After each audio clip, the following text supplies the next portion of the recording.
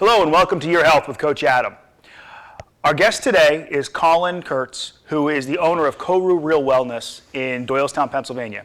Colin has a unique approach to training clients that encompasses the full body and multiple aspects of wellness as opposed to just physical wellness. Colin, thanks for joining us today. Thanks for having me, Adam. Yeah. Could you give our audience just a little bit of background on who you are and where you came from? Sure. And I probably didn't clarify this before, just for giving credit where credit's due. I'm the co-owner, so I have a business partner. I'm the head, I'm the face of it, and he's definitely more the business side. But I couldn't do without him, so just shout out to Alex.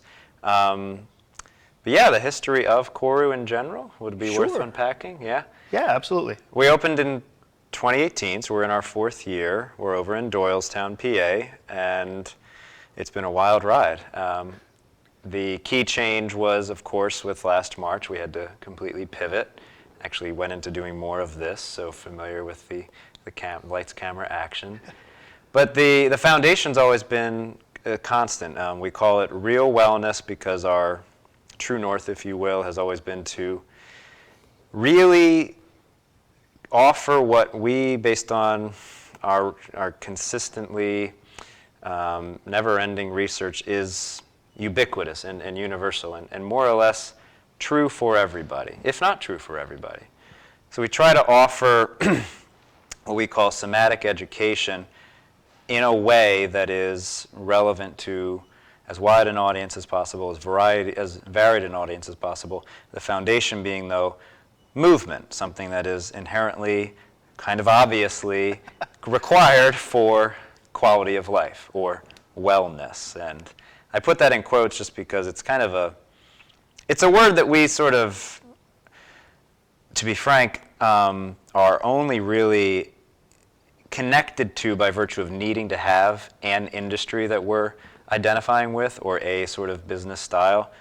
But we really kind of think of it more like an education center and a community kind of hub for learning in general.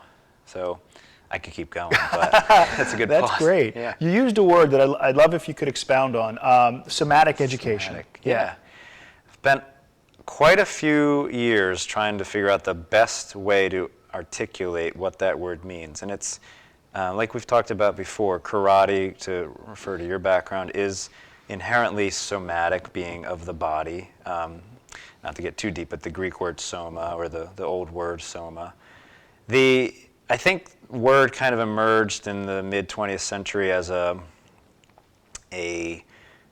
school of thought which focused on seeing how everything's related as opposed to what are the differences, or seeing the body primarily as inherently connected and everything kind of inherently unified as opposed to fragmented and dismembered.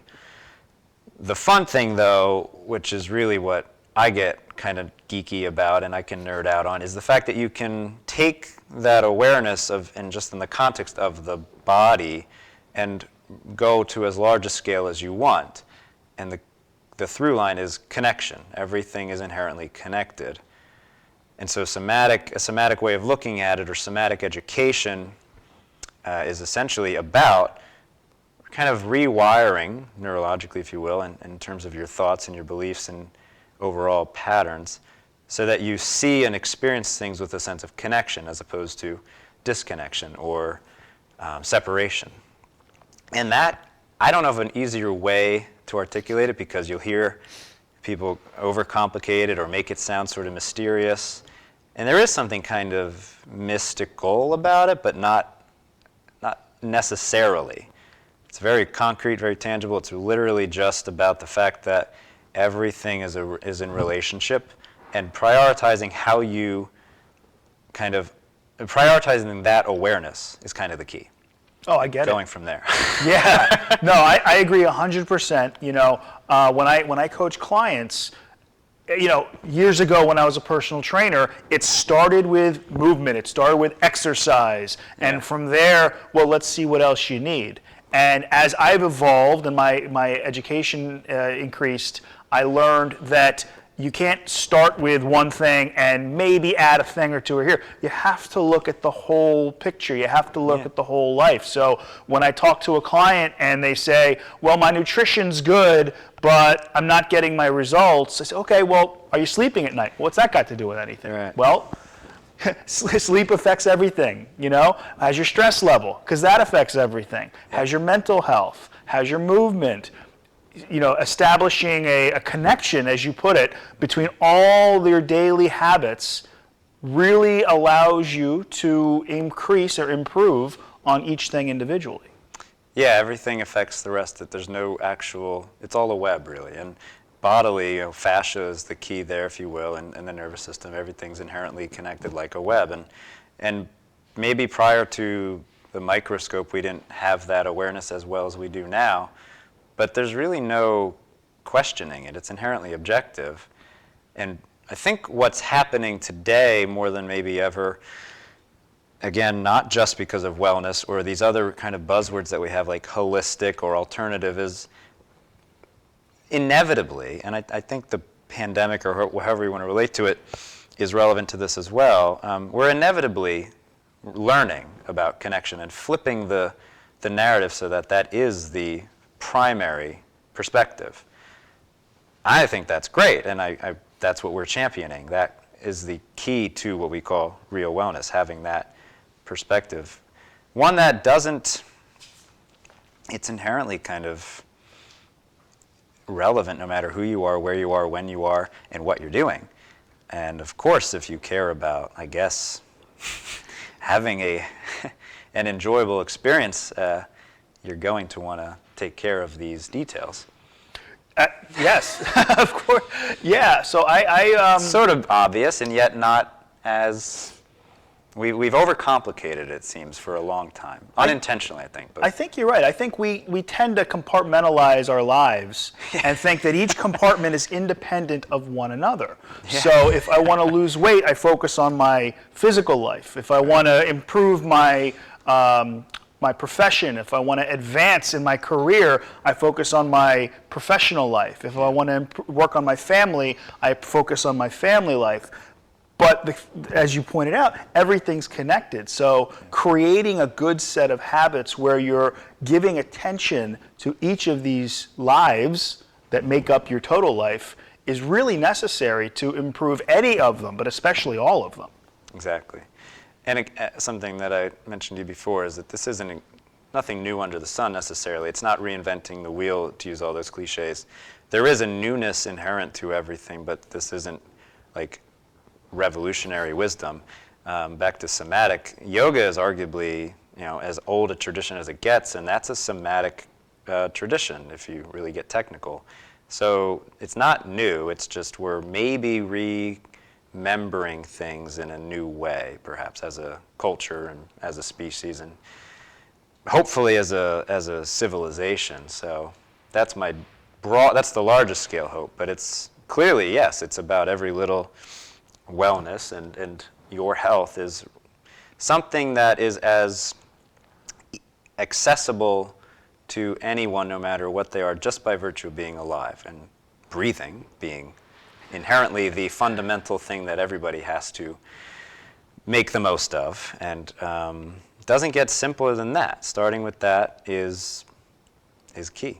Your metabolism, your breathing, hydration, of course. There's all those little technical details, but having that awareness of the largest scale possible is equally valuable if you can go there. Yeah, absolutely. So in my program, we focus on macro habits. We have what we call the 6 macro habits of health: healthy nutrition and hydration, healthy movement, healthy sleep, healthy stress management. Do you have any sort of large 30,000 foot view concepts that you teach to your clients in the beginning? Yeah, well, depending on who and what their obvious needs are, we always start with context, which may be the beginning of the answer there. But it depends on what, we meet people where they are. I think that's a good coaching practice, to meet somebody where they are, knowing that you want to guide people or educate them, but you're learning too. It's, there's an inherent feedback.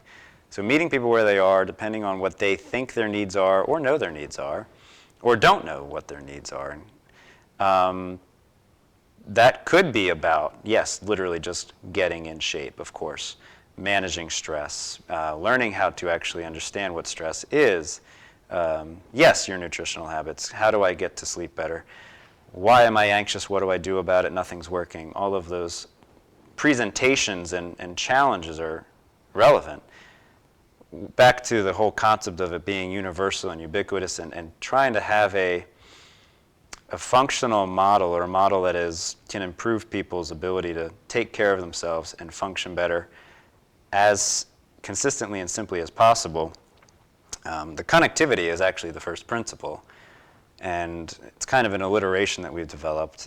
Not that we have to unpack the whole thing, but it's continuity, creativity, chaos, and then communication or community. Most of the time, we just unpack movement and taking care of yourself with respect to better habits and with regard to connection and continuity. Continuity really just meaning there's no ending to this process, and the learning will never stop. But knowing that and really embracing that and letting that kind of sink in, and choosing to move forward with that awareness seems to be a pretty big deal and hard. I agree. Very hard. I absolutely agree. And as someone who spent his whole life in the health and fitness industry, I myself struggle with it. Because we all do. I mean, I know. So the best way to a healthy life is to have a healthy lifestyle. Yeah. But I still find myself falling into the trap of, I need to do this by then. I need to, I have a wedding next month. I want to lose 5 pounds. Summer's around the corner. I'm going on vacation. I got to fit into that dress. Summer's around the corner. I have to get in better shape. I have this athletic event I want to do in 3 months. I better start training for it. And I fall into these patterns, I notice, of temporary thinking, as opposed to just, this is my life. This is how I live my life. And I never need to you resort to a temporary solution, because what I've got is a permanent change. Right. Yeah, both and is a rule that we live by. There are quite a few foundational principles, but both and is a increasingly popular phrase. I hear it all the time now, maybe because I'm just tuning into it, but goals and process, a goal-oriented attitude and a process-oriented attitude. Think of the long game and short game, if you will. And obviously there are measurable, seemingly objective, consistent ways to see your progress and to see that you're improving. The question is to what end or why, and that is as significant, if not more, because I think largely what you're reflecting on there is a cultural challenge and a kind of conditioning problem. Again, back to the thinking and the awareness. So yes, have goals, yes, championing all things, generally speaking, health and wellness and fitness, and what movement means, and the ability to just continue to grow and get stronger and have this unlimited sense of yourself, all of that and more. And I think recognizing that it is, one, not just about you, and being able to have that awareness the whole time. And two, there's never going to be any kind of conclusion to this process is extremely key, which just put that back in there again. So yeah, your growth shouldn't end until you end. Yeah, and it's an odd sort of pathology to unintentionally want an ending. It's not easily separated from kind of like an anti-life attitude, which is more than we need to get into, I'm sure, today. That's a deeper conversation. It's tricky, though. The psychology of it is not insignificant. But when it comes to just working with a client who walks in the door, again, depends on their needs. We have a room that is literally just about sauna and ice bath. That's probably our most unique little kind of flashy yet very critical tool, knowing that it's ice bathing is definitely increasingly popular for good reason, and one of the most unique things that we do on the surface. But the movement foundation has everything to do with all of what we offer. And there's a big gym. There are different rooms to practice privately, classrooms, bodywork areas. So it depends on the person's needs, obviously. That's great. Yeah. I want to dive into that a little bit deeper, but we need to take a short break right now. Good. So we'll be back with Colin in just a few minutes, and we're going to talk a little bit more specifically about how he works with different types of clients to achieve an overall healthy state. We'll be right back. Thanks a lot.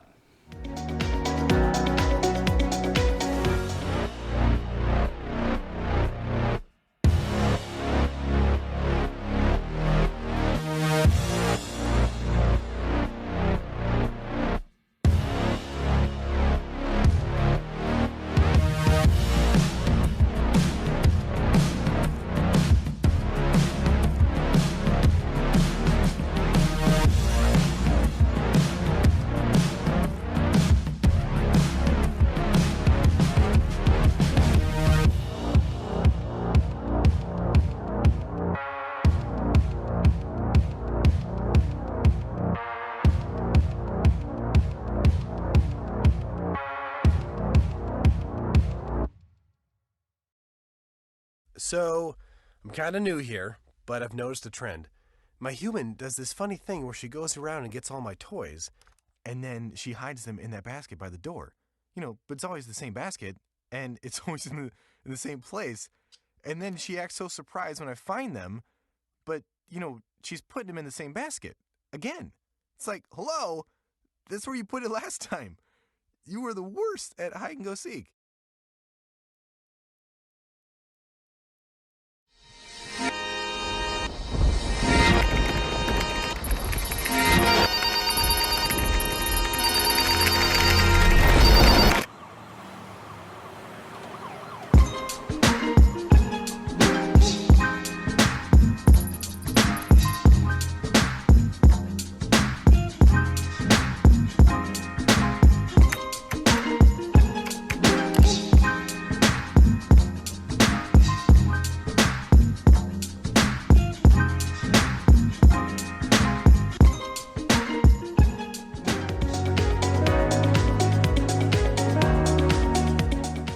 Hi, and welcome back to Your Health with Coach Adam. We're talking with Colin Kirts, co-owner, of Koru Real Wellness in Doylestown, Pennsylvania. And we're just about to dive into his unique approach to training clients. So, Colin, let me ask you, say we don't know each other, I walk into your place, and I'm not myself, or I'm not as healthy as I'd like to be. Take me through the process. Yeah, thanks, Adam. So, again, with respect to what I'd said a moment ago, I think it depends on what people know their needs are, how they heard about us. Generally speaking, of course, though, the background that I have is largely about what we call skeletal organization, or understanding that there's a way to move that is easy. So ease is actually extremely important. Figuring out how to make movement easier is often priority number one, which is a little surprising to people, especially people who think they want to just get bigger and faster and stronger, or generally just grow a certain way. But ease is critical. Even with guys, and we've got a trainer there he looks like he could have been right off Men's Health, and even with him, there's a need to relearn certain basic functional movements, if you will, to make it easier. And that can literally be as simple as getting up and down from chairs, standing a different way, lying down a different way, and most perhaps importantly, walking, the thing that we all definitely need to prioritize, in my opinion. There is so much just in that context of making those basic movement patterns easier, focusing on how are you actually organizing your bones. Where are your feet? Where are your shoulders? Where is your tongue, your jaw? How is your clavicle actually positioned, whether you know it or not, and if you even have a sense of it? There is so much there. Never mind the kind of window treatments of building muscles and getting stronger and seeing your weights go up and your ability to jump higher, which I know you are very good at. never mind any of that. Like, literally making it all easier is the key, mostly because that's actually how you're going to continue to progress at any stage in life and in the most broad context. I've yet to find anywhere where that's not true. How do you make something simpler and easier and yet still actually be improving is consistently working across the board, whether you're a teenager wanting to just get stronger, and that could be a young girl or boy, to a 90-something-year-old man or woman who knows they're losing their ability to walk and they don't have to. Mm-hmm. It works across the board, again, even with somebody like Mr. Fitness. And it's a lot of fun because I think that approach is somewhat refreshing, or at least does seem to be consistently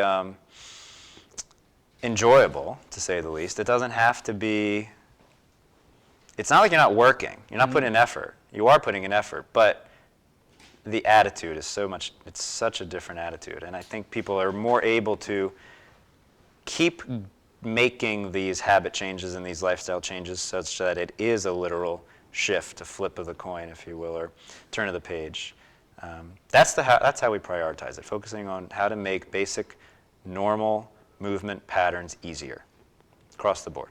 That's great. So do you find flexibility is a large part of that? I know when I was mobility, flexibility. When I was a personal trainer and I had clients, everyone wants to come into a health club or gym and they want to start pushing weights around. They want to start lifting, benching, squatting, and a lot of times which is fun. Which is fun. It's a lot of fun. I always enjoyed it. I still do. Yeah. But introducing a stretching routine to a new client, I always found was incredibly rewarding because it made them feel so good. Someone with a tight back, and when I teach them a few hip stretches, and all of a sudden they're like, "Wow, my back hasn't felt this good in months." And as you pointed out, now moving is easier. So where they thought maybe what they lacked was strength, what they really lacked was mobility. Yeah, range of motion is a critical detail for good reason, mobility, and there are countless experts out there in that respect. And then integrating it again specifically into normal or daily movement patterns, again, most importantly, walking. That's where it gets pretty fun because you can consistently see how much more room there is to improve. Especially, we have this really fun treadmill. They're very popular these days. It's self-powered with that slight curve. Arch, the slight arch. Ours is turf, so it's kind of cute. And we encourage people to be barefoot in general, actually, in the movement areas, be barefoot. Not required, but especially on that turf treadmill, you can really see, wow, there's a unnecessary imbalance, or I'm tripping up, or I'm clearly normally putting my head 2 inches forward and tucking my pelvis habitually, which is limiting certain things. It exposes everything, and so does mobility, but it's fun to put it in that specific context, which shows how you need to have a certain connection and tension. Tension is actually critical, hence that there's a increasingly popular term, tensegrity. We need to have both the flexibility or mobility and the sense of how to actually have the right kind of pressure, all of which theoretically is instinctive. Back to the broader cultural concepts, like maybe we are just needing to remember instincts. Yeah. Mostly. Because I don't want us to be cavemen again.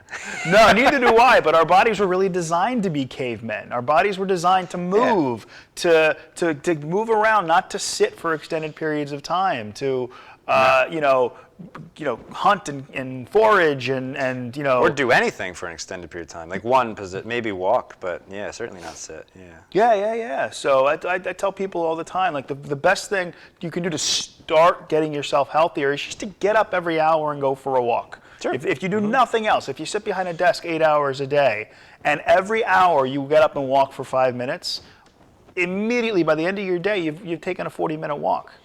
Yeah, and amen to that. Knowing that despite the popularity of certain terms, we're not actually, I don't think evolution the evolution would be to go back to some sort of primal or primitive or caveman-esque Neanderthal-style mode. I'm hesitant to encourage that. Obviously, there's value in thinking of what are we needing to reconnect with from there. But to me, it's again that both and. We're not going to get rid of chairs. We're not going to get rid of cars or roads. We want to keep expanding and exploring.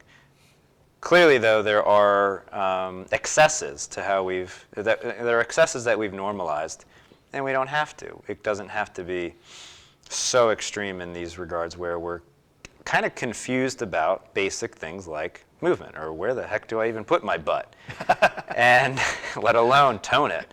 Where the heck do I even put it?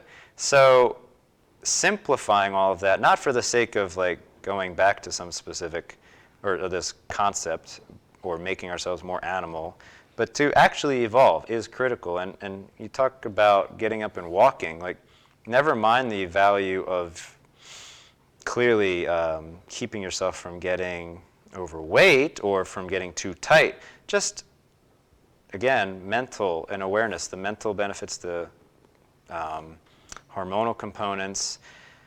Mental health is critical, and I don't think anything can be more important in some ways than that, honestly. Oh, absolutely. Yeah, I mean, so that has to be part of it, no matter yeah, what. 100%. You know, I've always found that when I go through periods of time where I'm focused, I've never been a guy who's, let me check in with my mental health. Yeah. But I know myself, and you know, exercise is my therapy sort of thing.